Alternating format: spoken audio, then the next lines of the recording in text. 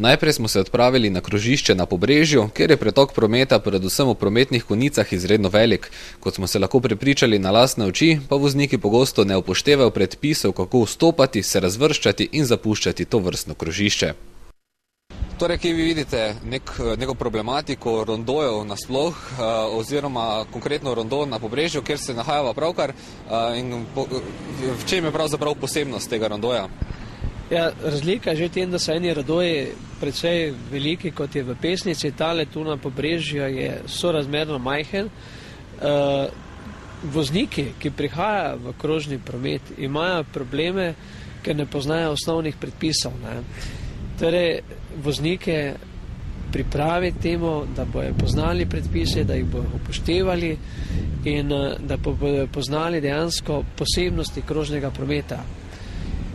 Razlika je, tako kot je tu na Pobrežju, imamo v določenem delu dva prometna pasa, ker se vključujeta, oziroma en prometni pas.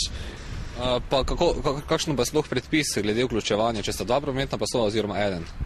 No, tisti osnovni predpis je to, da morajo vozila, ki se vključujejo v krožni promet, paziti na vozila, ki so že v krožnem prometu, in pri tem primeru, ker se dva vključujeta, dva prometna pasova, zapelje vsak v svoj prometni pas, ni menjavanja.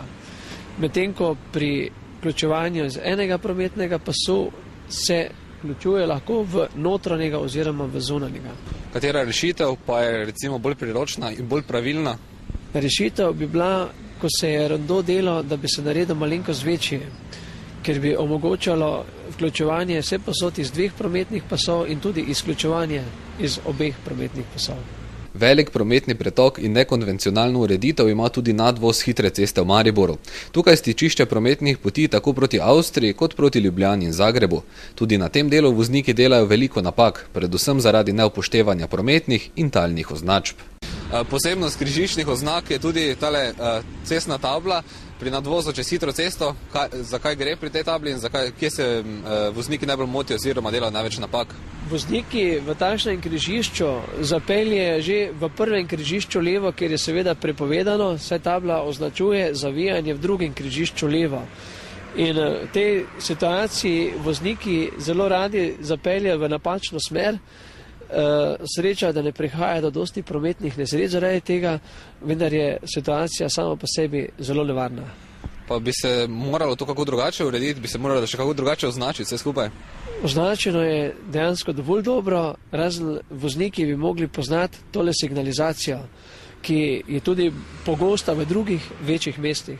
Zanimivo je bilo opazovanje obnašanja voznikov tudi na križišču Nasipne ulice v Mariboru, kjer s kamero nismo zasledili nobenega voznika, ki bi zavijal tako, kot velevajo talne označbe. Torej sva na križišču na Pobrežju blizu Snage, kjer je prav tako problematično zaradi določenih stvari. Kaj natanko? Tukaj je problem, ker so vozila, ki zavijajo levo, sicer razvrstijo v pas za zavijanje v levo, vendar potem pri nadaljevanju vožnje zapirajo pot vozilom, ki prihajajo iz nasprotne smeri. In križišče, ki ga vidimo za sabo, v bistvu 90% voznikov pelje napačno. Pa vozniki peljejo napačno, ker se tako odločijo ali se dejansko ne vidi tam, kjer je črta? Talna označba se ne vidi, vendar pravila je treba poznati vseeno. Seveda je tovrstnih primerov neupoštevanja predpisov, označb in signalizacije veliko. Vseeno pa lahko sami z zavedanjem prometne problematike in odgovornostjo do drugih udeležencev v prometu poskrbimo za večjo varnost na naših cestah.